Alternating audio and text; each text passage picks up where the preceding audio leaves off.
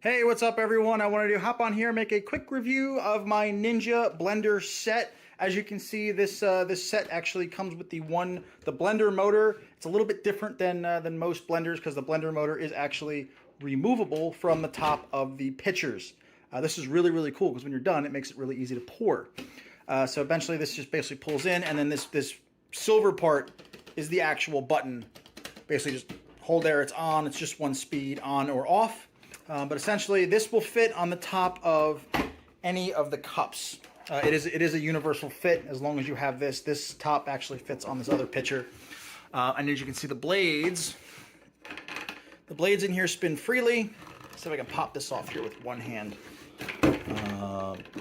Let's pop the other one. Yeah, this one's got blades in it.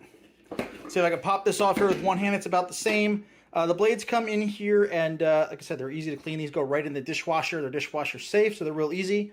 But as you can see, there's like this little post at the bottom that goes into the hole. That goes in right there, and then these are able to spin free, and you've got blades in each of these three different sizes. This, my wife and my daughters use this to make milkshakes all the time.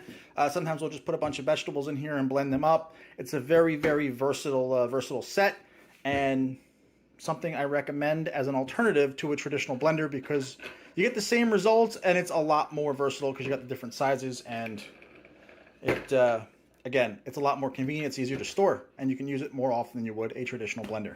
Hey, real quick, if you like what you see in this video and you want to purchase one for yourself, I've left links to everything here in the description. And if you want more no-nonsense, no BS product reviews, be sure to like and subscribe to the channel and hit the bell so you don't miss one.